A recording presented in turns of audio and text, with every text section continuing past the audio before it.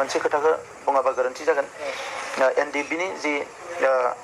case withdraw खालामनाय rehabilitation बे गासैखौबो लानानै बे माने कन्टेस्टआवबो फैयाखै आरोखि BPF जों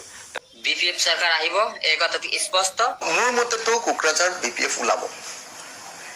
মই যিমান দূৰ মোৰ খবৰ পাইছো কোকৰাঝাৰ BPF ওলাব दा रिजाल्ट मथे माने पइन्टखौ जों फिसानिफ्रायनो दानख्रेब खालामनानै दानख्रेबलाबायथारदों आरोखि दा बेवहाय माने एनडिए गबा जाहैबाय माने कन्टेस्टआवबो फैयाखै आरोखि BPF जों दा जानाखि खाम्फासार नङा होमबा BPF नि केन्डिडेट जानाखि 5 लाख प्लास भट मोननानैहाय जानाखि खाम्फासारा माने उइनार जानो हादों आरोखि एमपि इलेक्सनाव दा जिएसपि हिसाबै माने BPF जों कन्टेस्टआव दंमोन बिरादनो जानाखि जिएसपि नि उनावसो जानाखि एनडिए गब बेयो फैनो हादों आरोखि पइन्ट दाननाय मथे दा खोथाया जाहैबाय मा कन्टेस्ट हिसाबै माने एनडिए गबखौ थागोन नंदोंमोन नाथाय कन्टेस्टआवबो फैयासै एनडिए गबा मानो होननानै बुङोब्ला जानाखि जिएसपि दोलोआ माखासे गोबां भट मोननानैहाय जानाखि BPF नि खिथु उनाव थानो गोनां जादों ओमफ्राय बेवहाय BPF आ उइनार जानो हादों आरोखि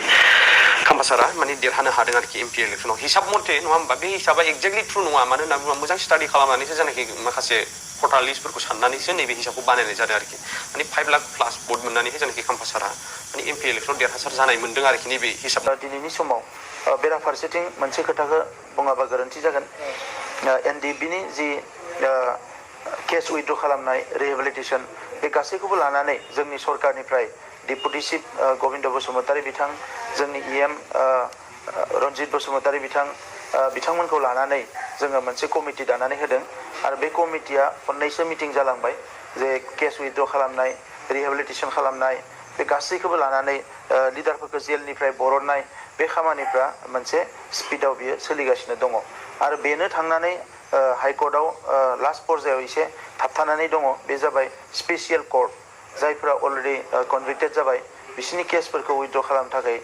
एबा बे केसफोरखौ डिजल्भ खालामनो थाखाय माखासे स्पेसियेल कर्टबो गायसननो थाखाय सरकारा थांखि लादों आरो बेखौ थांखि लाहोनाय जादों दा ओंखायनो